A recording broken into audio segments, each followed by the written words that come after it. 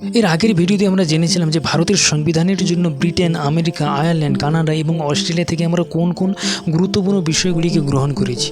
কিন্তু প্রশ্ন হলো যে এই 5টি দেশে কি ভারতের সংবিধানকে প্রভাবিত করেছে? নিশ্চয়ই নয়। আরও কয়েকটি দেশের এমন কিছু সাংবিধানিক ধারণা আছে যেগুলি ছাড়া ভারতের সংবিধান আজ সত্যি অসম্পূর্ণ থেকে যেত। আর এই 5টি দেশের মধ্যে প্রথমে আসছি জার্মানিতে। জার্মানির ওয়াইমার সংবিধান থেকে ভারত গ্রহণ করেছে জরুরি অবস্থার বিধান, মানে ইমার্জেন্সি সিচুয়েশান। অর্থাৎ যুদ্ধের সময় দেশের নিরাপত্তা গুরুতর সংকটে পড়লে সরকারকে বিশেষ ক্ষমতা দেওয়ার সাংবিধানিক ব্যবস্থা ঠিক এখান থেকেই আসে। 2 নম্বরে আসি রাশিয়া। রাশিয়া থেকে আমরা পেয়েছি ফান্ডামেন্টাল ডিউটিস কাকে বলে, মানে যেটা আমাদের মনে করিয়ে দেয় যে সংবিধানের প্রতি শ্রদ্ধা, জাতীয় পতাকা, জাতীয় সঙ্গীতের মর্যাদা রক্ষা করা এটা আমাদের কর্তব্য। আর 3 নম্বরে আসে ফ্রান্স, যেখান থেকে আমরা পেয়েছি যে স্বাধীনতা, সাম্য এবং ভ্রাতৃত্ব।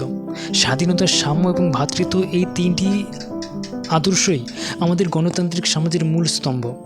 আর 4 নম্বর হলো যে দক্ষিণ আফ্রিকা।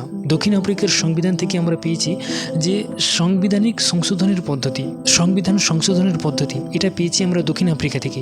আর 5 নম্বর সর্বশেষ যেটা জাপান থেকে আমরা পেয়েছি যে আইন দ্বারা প্রতিষ্ঠিত পদ্ধতি, অর্থাৎ আইন মেনে কোনো ব্যক্তির জীবন বা স্বাধীনতা সম্পর্কে সিদ্ধান্ত নেওয়া যাবে। ঠিক এইভাবে বিশ্বের বিভিন্ন দেশের সফল সাংবিধানিক ধারণাগুলিকে ভারতের বাস্তবতা, সংস্কৃতি এবং গণতান্ত্রিক মূল্যবোধের সাথে মিলিয়ে তৈরি করা হয়েছে বিশ্বের বৃহত্তম লিখিত সংবিধান।